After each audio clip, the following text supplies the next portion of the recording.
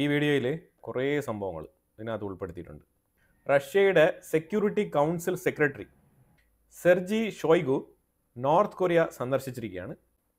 North കൊറിയയിൽ പ്രധാനപ്പെട്ട വ്യക്തിയായ Kim Jong ഉന്നിനെ കണ്ട് സംസാരിക്കാനാണ് പോയിരിക്കുന്നത്. മീറ്റിംഗ് തകൃതിയായിട്ട് നടന്നിട്ടുണ്ട്.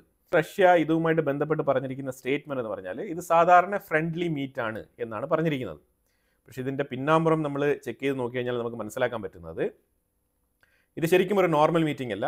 ഇതിനു മുമ്പ് ഒരു തവണ ഉക്രൈൻ ക്ലെയിം ചെയ്തിട്ടുണ്ടായിരുന്നു. അതായത് ഈ കേഴ്സ്ക് ഭാഗത്ത് ഉക്രൈൻ കുറച്ച് സ്ഥലം റഷ്യയുടേത് കയ്യേറി വെച്ചിരുന്ന ഒരു സാഹചര്യത്തിൽ റഷ്യ അതിനെ തിരിച്ചു പിടിക്കാൻ വേണ്ടിയിട്ട് ആ ഒരു സാഹചര്യത്തിൽ ഏറ്റവും കൂടുതൽ അവിടെ നോർത്ത് കൊറിയൻ സോൾജേഴ്സിനെ ഇറക്കി കളിച്ചതായിട്ട് ഉക്രൈൻ്റെ സ്റ്റേറ്റ്മെന്റിനെ ശരിവെക്കുന്ന രീതിയിൽ കുറേ നോർത്ത് കൊറിയൻ സോൾജേഴ്സിനെയൊക്കെ ഉക്രൈൻ അറസ്റ്റ് ചെയ്തിട്ടുണ്ടായിരുന്നു. അപ്പം അതുമായിട്ട് ബന്ധപ്പെട്ട് നമ്മൾ നോക്കുകയാണെങ്കിൽ അതായത് ഉക്രൈൻ നോർത്ത് കൊറിയൻ സോൾജേഴ്സ് റഷ്യക്ക് വേണ്ടിയിട്ട് ഫൈറ്റ് ചെയ്യുന്നു എന്നുള്ളൊരു ആരോപണം ഉക്രൈൻ ആദ്യം പറഞ്ഞിരുന്ന കാലഘട്ടങ്ങളിൽ റഷ്യ അതിനെ എതിർത്തിരുന്നു, അല്ലെങ്കിൽ റഷ്യ മൗനം പാലിച്ചിരുന്നു. പിന്നീട് അത് റഷ്യക്ക് തന്നെ അംഗീകരിക്കേണ്ടി വന്നു. ശരിയാണ്, നോർത്ത് കൊറിയൻ സോൾജേഴ്സിന് ഞങ്ങൾ ട്രെയിനി എന്നുള്ള നിലയിൽ ഈ യുദ്ധം നടക്കുന്നതിൻ്റെ ഇടയിൽ എന്ത് ട്രെയിനിയാണ്, അപ്പം അങ്ങനെ ട്രെയിനിങ്ങിൻ്റെ ഭാഗമായിട്ട് കുറച്ച് ആൾക്കാരെ ഞങ്ങൾ ഉൾപ്പെടുത്തിയിട്ടുണ്ട് എന്ന് റഷ്യ തന്നെയാണ് പിന്നീട് അംഗീകരിച്ചത്. പക്ഷേ പിന്നീട് മനസ്സിലാക്കാൻ പറ്റിയത് കേഴ്സ്ക് ഭാഗത്തിൽ ശരിക്കും നിർണായകമായിട്ടുള്ള ഈ ഒരു ഉക്രൈൻ റഷ്യയുടെ കേഴ്സ്ക് ഭാഗത്ത് ഉക്രൈൻ കയറി പിടിച്ചിരുന്ന സമയത്ത് ഉക്രൈൻ്റെ സോൾജേഴ്സിനെ നേരിടാൻ വേണ്ടിയിട്ട് ആ ഭാഗത്ത് ഏറ്റവും കൂടുതൽ നോർത്ത് കൊറിയൻ സോൾജേഴ്സിനെ വിന്യസിച്ചിരുന്നതായിട്ടാണ് പിന്നീട് നമുക്ക് മനസ്സിലാക്കാൻ കഴിഞ്ഞത്. അപ്പോൾ അതേ ഒരു രീതിയിൽ ഇപ്പോൾ റഷ്യ വീണ്ടും അവരുടെ ലാൻഡ് എക്സ്പാൻഷൻ എന്നുള്ള നിലയിൽ, അതായത് ഈ ഉക്രൈൻ റഷ്യക്കുള്ളിൽ മാസ്സായിട്ട് കയറി ഒരു 41 ഫൈറ്റർ ജെറ്റിനെ അറ്റാക്ക് ചെയ്തതുമായിട്ട് ബന്ധപ്പെട്ട് പകരം വീട്ടുന്നതിന് പകരം റഷ്യ എടുത്തിരിക്കുന്ന തീരുമാനം എന്ന് പറഞ്ഞാൽ വളരെ വ്യക്തമായിട്ട് ഉക്രൈൻ്റെ ഉള്ളിൽ ഡോമിനേഷൻ നേടാൻ തക്കവണ്ണം കുറേ സ്ഥലങ്ങൾ കൂടി കയറി പിടിക്കാനുള്ള ശ്രമത്തിലാണ്. അപ്പം അതിൻ്റെ ഭാഗമായിട്ട് അടുത്ത് കുറേ കൂടെ സോൾജേഴ്സിനെ ഇങ്ങോട്ട് ഡിപ്ലോയ് ചെയ്യാനും അതുപോലെ തന്നെ വീണ്ടും ആയുധങ്ങൾ, അതുമായിട്ട് ബന്ധപ്പെട്ട എമ്യൂണിഷൻസ്, അതേപോലെ മിസൈലുകളെല്ലാം തന്നെ നോർത്ത് കൊറിയയിൽ നിന്ന് ഇറക്കുമതി ചെയ്യാനും വേണ്ടിയിട്ടുള്ള ആ ഒരു ഡിഫൻസ് ഡീലിൻ്റെ പാക്റ്റുമായിട്ട് ബന്ധപ്പെട്ട് സംസാരിക്കാൻ പോയതാണ് എന്നാണ് വാർത്ത. എനിവേ, രണ്ടായാലും ഫ്രണ്ട്ലി മീറ്റ് ആയാലും ഡിഫൻസ് സഹകരണത്തിന് മീറ്റിംഗ് ആയാലും നമുക്ക് വൈകാതെ തന്നെ അറിയാൻ പറ്റും. കാരണം റഷ്യ രണ്ടും കൽപ്പിച്ച് എന്തോ കരുതി കൂട്ടി മുന്നോട്ട് പോകുന്നുണ്ട്. ഇനി ക്രീമിയയുടെ ഭാഗത്ത് ഇന്നലെ ക്രീമിയ ബ്രിഡ്ജ്, അതായത് ഈ ഒരു മെയിൻലാൻഡിൽ നിന്നും ക്രീമിയ എന്ന് പറഞ്ഞ ഒരു ഐലൻഡിലേക്ക് പോകുന്ന രീതിയിലുള്ള ഒരു ബ്രിഡ്ജ് ഉണ്ട്, ഒരു കണക്റ്റിംഗ് ബ്രിഡ്ജ്. ആ കണക്റ്റിംഗ് ബ്രിഡ്ജ് ഇന്നലെ തകർക്കപ്പെട്ടു. ഇതുവരെ ആരും തന്നെ ക്ലെയിം ഏറ്റെടുത്തിട്ടില്ല, ഉക്രൈനും ക്ലെയിം ഏറ്റെടുത്തിട്ടില്ല. പക്ഷേ ഇതുമായിട്ട് ബന്ധപ്പെട്ട് ഇന്റലിജൻസ് വിവരങ്ങൾ ചോർന്നിട്ടുണ്ട്. ആ ഇന്റലിജൻസ് വിവരങ്ങളൊക്കെ നമ്മൾ പരിധി എടുത്ത് വളരെ വ്യക്തമായിട്ട് നിങ്ങൾക്ക് വേണ്ടി നമ്മൾ ഡിസ്പ്ലേ ചെയ്യുന്നുണ്ട് ഇവിടെ. അപ്പം ഞാൻ പറയാൻ പോകുന്ന വിഷയങ്ങൾ ഒന്നൊന്നായിട്ട് നിങ്ങൾ വളരെ വ്യക്തമായിട്ട് പേ അറ്റൻഷൻ കൊടുത്ത് ക്ലിയർ ആയിട്ട് മനസ്സിലാക്കി എടുക്കുക. ഡിസ്പ്ലേ ചെയ്യുന്ന മാപ്പുകളൊക്കെ വളരെ വ്യക്തമായിട്ട് കാണുക, എന്നാൽ മാത്രമേ ഇത് മനസ്സിലാവത്തുള്ളൂ. ആ ഒരു ഇന്റലിജൻസ് വിവരത്തിൻ്റെ പ്രൂഫ് ഷെയർ ചെയ്യുന്നതിന് മുമ്പായിട്ട് ഞാൻ അമേരിക്കയുമായിട്ട് ബന്ധപ്പെട്ട ഒരു വിഷയം ഷെയർ ചെയ്തേക്കാം. കാരണം അത് പറയുന്നതിന് മുമ്പ് ഇത് പറയേണ്ടതുണ്ട്. അതും ഇതും തമ്മിൽ കോറിലേറ്റഡ് ആണ്. ഇത്തവണ യൂറോപ്യൻ യൂണിയനുമായിട്ടൊക്കെ ബന്ധപ്പെട്ട് റെംസ്റ്റൈൽ നടക്കുന്ന മീറ്റിംഗിൽ ഉക്രൈനും കൂടെ പങ്കെടുക്കുന്നുണ്ട്. ആ മീറ്റിംഗിൽ ഇത്തവണ അമേരിക്ക പങ്കെടുക്കുന്നില്ല. അപ്പോൾ ഇതുമായിട്ട് ബന്ധപ്പെട്ട് കുറേ മീഡിയാസ് നറേറ്റ് ചെയ്യുന്നുണ്ട്. ഉക്രൈനെ എതിർചേരിയിൽ നിർത്തുന്ന മാധ്യമങ്ങൾ പറയുന്നത് അമേരിക്ക ഉക്രൈൻ റഷ്യക്കുള്ളിൽ നടത്തിയ ഒരു ആക്രമണത്തിൽ പ്രതിഷേധിച്ചുകൊണ്ടാണ് ഈ റെംസ്റ്റൈനിൽ നടക്കുന്ന മീറ്റിംഗിൽ പങ്കെടുക്കാത്തത് എന്നുള്ള രീതിയിൽ നറേറ്റീവ്സ് ഒക്കെ അടിച്ചിറക്കുന്നുണ്ട്. പക്ഷേ ഇതങ്ങനെയല്ല. അപ്പോൾ ഇന്നലെ പത്രസമ്മേളനത്തിൽ കാരോലിന ലെവിറ്റ് ഇന്നലെ വൈറ്റ് ഹൗസിൽ നടന്ന പത്രസമ്മേളനത്തിൽ മാധ്യമ പ്രവർത്തകർ ചോദിക്കുന്നുണ്ട്. ആ ചോദ്യത്തിൽ ഒരു ലോഡഡ് ക്വസ്റ്റ്യൻ ആണ് ചോദിച്ചത്. ആ ലോഡഡ് ക്വസ്റ്റ്യൻ എന്താണെന്ന് വെച്ചാൽ, ഉക്രൈൻ റഷ്യക്കുള്ളിൽ ആക്രമണം നടത്തിയല്ലോ, അതായത് ഈ ട്രംപ് അഡ്മിനിസ്ട്രേഷൻ അമേരിക്ക ഉക്രൈൻ്റെ ഭാഗത്തും റഷ്യയുടെ ഭാഗത്തും ഒരു മീഡിയേഷൻ പൊസിഷനിൽ നിൽക്കുന്ന ഒരു സ്റ്റാൻഡാണല്ലോ എടുത്തിരിക്കുന്നത്. ഇസ്താൻബുളിൽ ഒരു മീഡിയേഷൻ ചർച്ച പ്രൊപ്പോസ് ചെയ്തിരിക്കുന്ന ഒരു സാഹചര്യത്തിൽ ഉക്രൈൻ റഷ്യക്കുള്ളിൽ ഈ ഒരു ആക്രമണം നടത്തിയതിനെ കുറിച്ച് അമേരിക്കയുടെ അഭിപ്രായം എന്താണ്, അതായത് ട്രംപ് ഭരണകൂടത്തിൻ്റെ അഭിപ്രായം എന്താണ്, മീഡിയേഷൻ ചെയ്യുന്ന താങ്കളുടെ അഭിപ്രായം എന്താണെന്നാണ് ചോദിച്ചത്. അപ്പോൾ അതിനുള്ള ഉത്തരം ഉരുണ്ടുകളിയാണ്. അതായത് അവർ പറഞ്ഞത് ശരിക്കും ഉക്രൈൻ ആക്രമണം നടത്തിയത് ഞങ്ങളോട് ചോദിച്ചിട്ടല്ല, ഞങ്ങൾക്കും ആ ഒരു ആക്രമണത്തിനും യാതൊരു ബന്ധവുമില്ല എന്നാണ് പറഞ്ഞിരിക്കുന്നത്. ഇതുമായിട്ട് ബന്ധപ്പെട്ട് ട്രംപ് സർക്കാരിൻ്റെ അഭിപ്രായം എന്താണെന്ന് ചോദിച്ചു കഴിഞ്ഞാൽ അതിന് വേണ്ട രീതിയിലുള്ള നടപടിക്രമങ്ങൾ ട്രംപ് അഡ്മിനിസ്ട്രേഷൻ എടുക്കും, അതൊക്കെ ഇന്റർണൽ മാറ്റർ ആണെന്നുള്ള രീതിയിലാണ് അവർ പറഞ്ഞ് ഒഴിവായി പോയത്. US മൈക്ക് ജോൺസൺ എന്ന് പറഞ്ഞ കോൺഗ്രസ്മാൻ പറഞ്ഞിരിക്കുന്നത് റഷ്യയുടെ മേളിൽ കൂടുതൽ ഉപരോധങ്ങൾ കൊണ്ടുവരണം എന്നാണ് പറഞ്ഞിരിക്കുന്നത്. പോലെ റഷ്യയുമായിട്ട് ഏതെങ്കിലും രീതിയിൽ വ്യാപാര ബന്ധങ്ങളൊക്കെ വെക്കുന്ന ആൾക്കാർക്കും കൂടി സാങ്ഷൻസ് കൊണ്ടുവരണം എന്നുള്ള നിലയിൽ സെക്കൻഡറി സാങ്ഷൻസ് ഒക്കെ കൊണ്ടുവരണം, കുറച്ചുകൂടെ സ്ട്രിക്റ്റ് ആയിട്ട് സാങ്ഷൻസ് ഫോളോ ചെയ്യണമെന്നാണ് മൈക്ക് ജോൺസൺ അഭിപ്രായപ്പെട്ടിരിക്കുന്നത്. ഇനിയിപ്പോൾ ഞാൻ കാണിക്കുന്ന ഈ ഒരു മാപ്പ് നിങ്ങൾ നോക്കിയോ, ഇവിടെ കറക്റ്റായിട്ട് നിങ്ങൾ നോക്കിയോ, ഈ ആരോ മാർക്കിൻ്റെ അവിടെ ഇതാണ് ക്രീമിയ ബ്രിഡ്ജ്. ഈ ക്രീമിയ ബ്രിഡ്ജാണ് കൊലാപ്സ് ചെയ്തത്. അപ്പോൾ ഈ ക്രീമിയ ബ്രിഡ്ജ് അറ്റാക്ക് ചെയ്യുമ്പോഴത്തേക്കും ഇവിടെ ആരും തന്നെ ഇതുവരെ ഉത്തരവാദിത്തം ഏറ്റെടുത്തിട്ടില്ല. അമേരിക്കയും ഇതിനെക്കുറിച്ച് കമാന്നൊരു അക്ഷരം വേണ്ടിയിട്ടില്ല.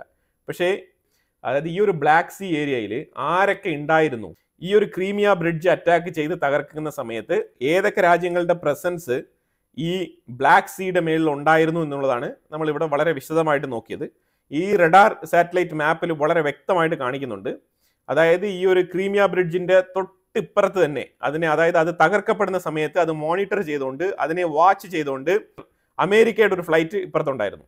US എയർഫോഴ്സിന്റെ U-2S എന്ന് പറഞ്ഞ ആ ഒരു ഫ്ലൈറ്റ് ആ ഭാഗത്തുണ്ടായിരുന്നു. അതിനെ കുറച്ച് ഞാൻ ഇപ്പുറത്തോട്ട് കാണിക്കാം. ഇപ്പുറത്ത് നിങ്ങൾ നോക്കിയോ, ഈ ആരോ മാർക്ക് ഇങ്ങോട്ട് നീങ്ങി വരുമ്പോഴത്തേക്കും ഇറ്റാലിയൻ എയർഫോഴ്സിന്റെ B-350 എന്ന് പറഞ്ഞ ഫ്ലൈറ്റ് ഈ സൈഡിലുണ്ടായിരുന്നു. ഇനി കുറച്ചുകൂടെ നീങ്ങി മുകളിലോട്ട് നോക്കിക്കഴിഞ്ഞാൽ തുർക്കിഷ് എയർലൈൻസിന്റെ E-7T എന്ന് പറഞ്ഞ ഫ്ലൈറ്റ് അവിടെ ഉണ്ടായിരുന്നു. ഫ്ലൈറ്റ് കുറച്ചുകൂടെ നീങ്ങി നോക്കിക്കഴിഞ്ഞാൽ US-ന്റെ തന്നെ മറ്റൊരു ഫ്ലൈറ്റ് US ഫോഴ്സിന്റെ C-650 എന്ന് പറഞ്ഞ ഫ്ലൈറ്റ് ഇവിടെ ഉണ്ടായിരുന്നു. ഇതെല്ലാം തന്നെ സർവൈലൻസിന് വേണ്ടിയിട്ട് വന്ന ഫ്ലൈറ്റുകളാണ്. ഇവരുടെ എല്ലാവരുടെയും നേതൃത്വത്തിൽ ഇവരുടെയൊക്കെ അവയർനെസ്സോട് കൂടിയാണ് ഈ ക്രീമിയ ബ്രിഡ്ജ് തകർക്കപ്പെട്ടത്. ഇത് ശരിക്കും ഗൂഢാലോചന നടത്തി ഇവർ വളരെ വ്യക്തമായിട്ട് പ്ലാൻ ചെയ്ത് നാറ്റോ, അമേരിക്ക ഇവരെല്ലാം ചേർന്നുകൊണ്ടാണ് ഉക്രൈനെ സപ്പോർട്ട് ചെയ്ത് ഈ ഒരു ക്രീമിയ. കാരണം ഉക്രൈൻ എത്രമാത്രം ശക്തമായിട്ട് റഷ്യക്കുള്ളിൽ ആക്രമണം നടത്തിയാലും, എത്ര തന്നെ ഡ്രോൺ വെച്ച് ആക്രമണം നടത്തിയാലും, റഷ്യയുടെ ഈ ഒരു ലാൻഡ് ഡോമിനൻസ്, ഈ ഒരു ലാൻഡിന്റെ ഡോമിനൻസ് അവർക്ക് തകർക്കാൻ കഴിയുന്നില്ല. കാരണം ആ രീതിയിൽ അത്രമാത്രം ലാൻഡ് റഷ്യ കയറി പിടിച്ചു കഴിഞ്ഞു. അതാണ് മനസ്സിലാക്കേണ്ടത്. അതായത് ഇതിനു മുമ്പ് പിടിച്ചു വെച്ചിരുന്ന ഈ 4 പ്രൊവിൻസുകൾ മാത്രമല്ല, അതിലുപരിയായിട്ട് സുമി റീജിയൻ തൊട്ട് താഴോട്ട് സെപ്പറോഷ്യ വരെ നല്ല രീതിയിൽ ഈ ഒഡേഷ വരെയൊക്കെ റഷ്യ കയറി പിടിച്ചിട്ടുണ്ട്. അപ്പോൾ ഇത് ശരിക്കും പറഞ്ഞാൽ ഉക്രൈൻ പകുതിയോളം സ്ഥലം നഷ്ടപ്പെടുന്ന അവസ്ഥയിൽ ശരിക്കും അമേരിക്ക ബാക്ക് ബോൺ ആയിട്ടിരുന്ന് ഉക്രൈനെ സപ്പോർട്ട് ചെയ്യാണ് ഇൻഡയറക്റ്റ് ആയിട്ട്. അതുകൊണ്ടാണ് അമേരിക്ക ഒരു രീതിയിലുള്ള കമന്റും 41 ഫ്ലൈറ്റുകൾ റഷ്യക്കുള്ളിൽ കയറി അറ്റാക്ക് ചെയ്തപ്പോഴത്തേക്കും ഒന്നും മിണ്ടാത്തത്. കാരണം വേറെ ഒന്നുമല്ല, അമേരിക്ക ഇതിന്റെ പുറകിൽ ഉണ്ടായിരുന്നു എന്നുള്ളതാണ് തെളിവ്. ആ പ്രൂഫ് നമുക്ക് ഡിനൈ ചെയ്യാൻ പറ്റാത്തൊരു പ്രൂഫാണ്. ഇനി ഇതുകൂടാതെ മറ്റേ ആക്രമണത്തിലും പ്രൂഫുണ്ട്, അതും കൂടെ ഞാനിവിടെ കാണിക്കാം. ഇത്രയും സുപ്രധാന രാജ്യങ്ങളുടെ സ്പൈ ഫ്ലൈറ്റുകൾ ആ ഏരിയയിലൊക്കെ ഉണ്ടായിരിക്കെ ഈ ഇന്റലിജൻസ് വിവരങ്ങളൊക്കെ ചോർത്തിക്കൊണ്ടിരിക്കുന്ന ഈ ഒരു സാഹചര്യത്തിൽ ഒരു അറ്റാക്ക് നടക്കുമ്പോഴത്തേക്കും അത് ഇവരാരും അറിയാതെയാണ് നടന്നത് എന്ന് പറഞ്ഞു കഴിഞ്ഞാൽ അത് ആരാണ് വിശ്വസിക്കാൻ പോകുന്നത്? ഇത് തീർച്ചയായിട്ടും 100% അമേരിക്കയുടെ അറിവോടുകൂടി നടത്തിയ ആക്രമണമാണ് ക്രീമിയയിലെ ആ ഒരു ബ്രിഡ്ജ് തകർത്തത്. ഇതിന്റെ സ്ട്രാറ്റജി എന്താണെന്ന് പറഞ്ഞാൽ, ക്രീമിയയെ റഷ്യയിൽ നിന്നും സെപ്പറേറ്റ് ചെയ്തിട്ട് ക്രീമിയയ്ക്ക് ഒരു പ്രഷർ ഇട്ട് കഴിഞ്ഞാൽ, അഥവാ ക്രീമിയയെ ഉക്രൈൻ കൺട്രോളിൽ എടുത്തു കഴിഞ്ഞാൽ ബാക്കിയുള്ള സ്ഥലങ്ങളെയൊക്കെ വെച്ചിട്ട് ക്രീമിയയെ വിലപേശാം. കാരണം ക്രീമിയ റഷ്യക്ക് വളരെ വളരെ ഇമ്പോർട്ടൻ്റ് ആണ്. അതിലുപരിയായിട്ട് 2012 ശേഷം ക്രീമിയ റഷ്യയുടെ കയ്യിൽ തന്നെ ഉള്ളൊരു സ്ഥലമാണ്. അപ്പോൾ അവിടെ റഷ്യ, ലിറ്ററലി അത് റഷ്യ എന്ന് തന്നെ പറയാം. അപ്പോൾ ക്രീമിയയെ റഷ്യയായിട്ട് കണക്കാക്കിക്കൊണ്ട് ആ ഒരു സ്ഥലം കയറി പിടിച്ചിട്ട് അത് വെച്ചിട്ട് ബാക്കിയുള്ള സ്ഥലങ്ങളിലേക്ക് ബാർഗെയിൻ ചെയ്യാൻ ഒരു നെഗോസിയേഷന്റെ ഡോമിനേഷൻ കിട്ടാൻ വേണ്ടിയിട്ടാണ് ഈ ഒരു ശ്രമം നടത്തിയത്. പക്ഷെ അത് പരാജയപ്പെട്ടു എന്ന് തന്നെ പറയാം. പാലം തകർത്തു, പക്ഷേ എന്ന് പറഞ്ഞിട്ട് ക്രീമിയ പിടിച്ചെടുക്കാനൊന്നും പറ്റത്തില്ല. അതാണ് ഇപ്പോഴത്തെ അവസ്ഥ. 8 ബ്രിഡ്ജുകൾ കൂടെ റഷ്യയുടെ ഉള്ളിൽ ആക്രമിക്കാൻ ടാർഗറ്റ് ചെയ്തിട്ടുണ്ട്. കേഴ്സ്ക് ഒബ്ലാസ്റ്റിലും ബ്രയാൻസിലും നടത്തിയ ആക്രമണങ്ങൾ 2 ദിവസത്തിന് മുമ്പ് അവിടെ റെയിൽവേ ബ്രിഡ്ജ് തകർത്ത് കളഞ്ഞിട്ടുണ്ടായിരുന്നു. ഉക്രൈൻ്റെ അറ്റാക്ക് തന്നെയാണ്. റെയിൽവേ ബ്രിഡ്ജ് അറ്റാക്ക് ചെയ്തത് ശരി മെറ്റീരിയലിസ്റ്റിക് അല്ലേ, റെയിൽവേ ബ്രിഡ്ജ് പോയാൽ പോട്ടെ എന്ന് വിചാരിച്ചാൽ തന്നെയും ആ ഒരു ആക്രമണത്തിന്റെ ഒരു കാഠിന്യത ഇപ്പൊ കൂടുന്നുണ്ട്. കാരണം വേറെ ഒന്നുമില്ല, അവിടെ കാഷ്വാലിറ്റീസ് ഉണ്ടെന്നുള്ളത്. അവിടെ ഏതാണ്ട് ഈ റെയിൽവേ ബ്രിഡ്ജ് അറ്റാക്ക് ചെയ്തിട്ടതിൽ 50 കാഷ്വാലിറ്റീസ് ആണ്. റഷ്യ ഇതിനെ വളരെ സീരിയസ് ആയിട്ട് തന്നെയാണ് കാണുന്നത്. ഇതിനുള്ള പ്രതികാര നടപടി ഉടനെ തന്നെ ഉക്രൈനിലോട്ട് വരും എന്ന് തന്നെയാണ് പല അനലിസ്റ്റുകളും വിലയിരുത്തുന്നത്. ഇപ്പം റഷ്യ ശരിക്കും ഇപ്പം ഒഫൻസീവ് എന്നുള്ളതിലുപരിയായിട്ട് ഡിഫെൻസീവിലാണ് നിൽക്കുന്നത്. അതാണ് ഇപ്പോൾ നമുക്ക് കാണാൻ കഴിയുന്നത്. പക്ഷേ അവർ ഒഫൻസീവ് ആകാൻ വേണ്ടിയിട്ട് കുറച്ച് ടൈം എടുക്കും. പക്ഷേ ആ ഒഫൻസീവ് ആകുമ്പോഴത്തേക്കും ശരിക്കും ഉക്രൈൻ്റെ ഉള്ളിലേക്ക് മാസീവ് ആയിട്ടുള്ള ഒരു ആക്രമണം പ്രതീക്ഷിക്കുന്നുണ്ട്. 7 എയർബേസുകളാണ് അറ്റാക്ക് ചെയ്തത്. അന്ന് നമ്മൾ 5 എന്നാണ് പറഞ്ഞിരുന്നത്. പ്ലസ് 2 എയർബേസുകളും കൂടി ഈ ലിസ്റ്റിൽ ഉൾപ്പെടുത്തിയിട്ടുണ്ട്.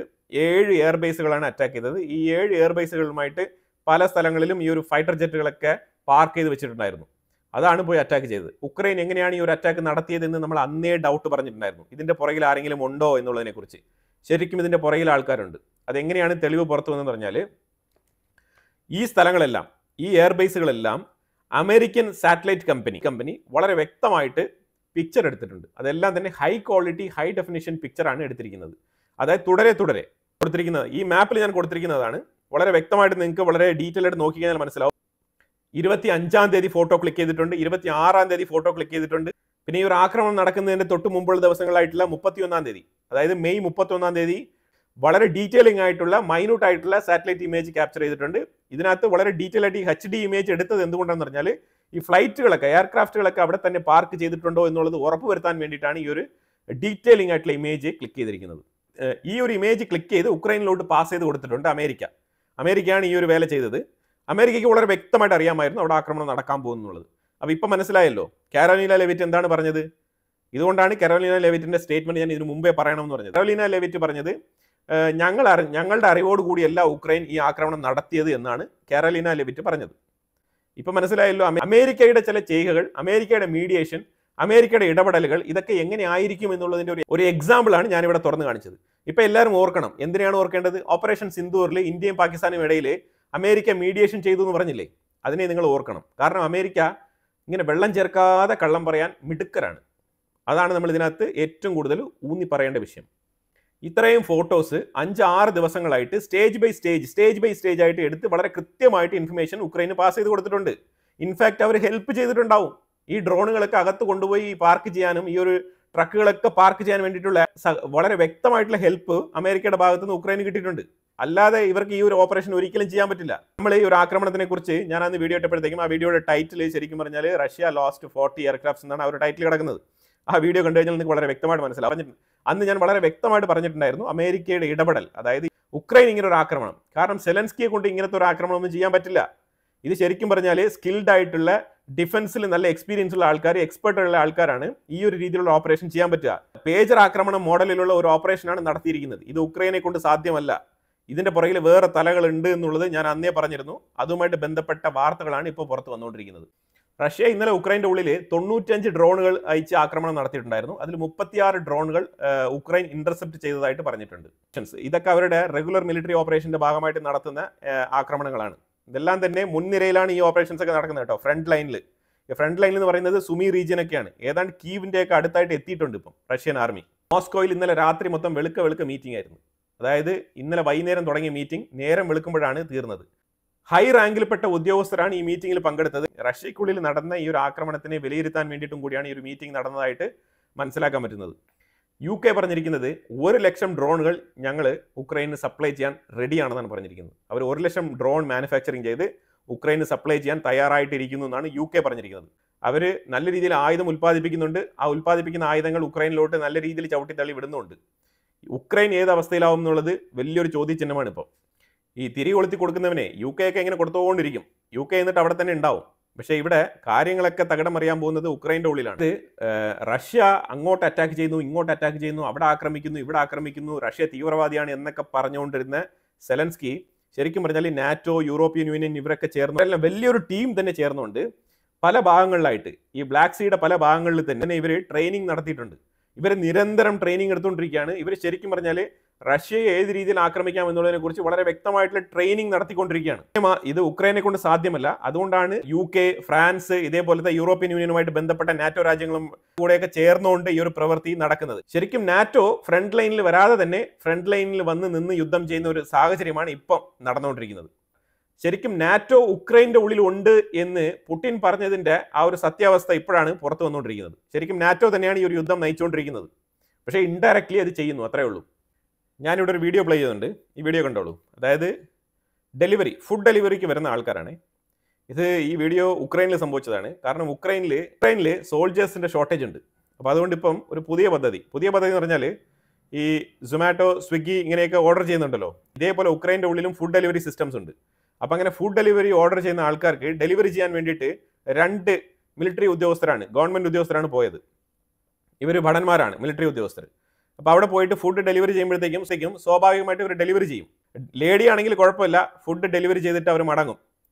അതേ ഇത് മെയിലാണ് ഫുഡ് ഓർഡർ ചെയ്തതെന്നുണ്ടെങ്കിൽ ഫുഡ് കൊണ്ടുപോകുന്ന രീതിയിൽ കൊണ്ടുപോയിട്ട് ആ മെയിലിനെ പിടിച്ച് തൂക്കിയെടുത്ത് വണ്ടിക്കകത്തിട്ട് കൊണ്ടുപോവുകയാണ്. എവിടെയാണ് കൊണ്ടുപോകുന്നത്? ശരിക്കും ഫോഴ്സ്ഫുള്ളി മിലിറ്ററിയിൽ ജോയിൻ ചെയ്ത് പ്രവർത്തിക്കാൻ വേണ്ടിയിട്ട് നിർബന്ധമായിട്ട് കൊണ്ടുപോകുന്ന ഒരു അവസ്ഥയാണ്. അപ്പോൾ അതായത് ഉക്രൈനിൽ ഫുഡ് ഓർഡർ ചെയ്ത് കഴിഞ്ഞാൽ, ഉക്രൈനിലെ ആണുങ്ങൾ ഫുഡ് ഓർഡർ ചെയ്ത് കഴിഞ്ഞാൽ റെഡി ആയിക്കോണം മിലിറ്ററിയിൽ പോയി ജോയിൻ ചെയ്യാൻ വേണ്ടിയിട്ട്. ഒറ്റ ഓർഡർ, നേരെ മിലിറ്ററിയിൽ ജോയിൻ ചെയ്യാം. ആ ഒരു വീഡിയോ ആണ് നിങ്ങളിപ്പോൾ ഇതിനകത്ത് കണ്ടത്. അതായത് ഈ ഒരു നടന്ന ആക്രമണങ്ങളെക്കുറിച്ച് ഈ ഒരു ആക്രമണത്തിൻ്റെ പുറകിൽ ആരാണ് ഉണ്ടായിരുന്നത് എന്നുള്ളതിനെക്കുറിച്ചുള്ള നമ്മളുടെ ഒരു അന്വേഷണത്തിൽ കണ്ടെത്തിയ വിഷയങ്ങളാണ് ഞാനിവിടെ വീഡിയോ ആയിട്ട് അവതരിപ്പിച്ചത്. ഇതുമായിട്ട് ബന്ധപ്പെട്ട അഭിപ്രായങ്ങൾ കമൻറ്റ് ബോക്സിൽ രേഖപ്പെടുത്തുക. വീണ്ടും വരാം. Thank you so much.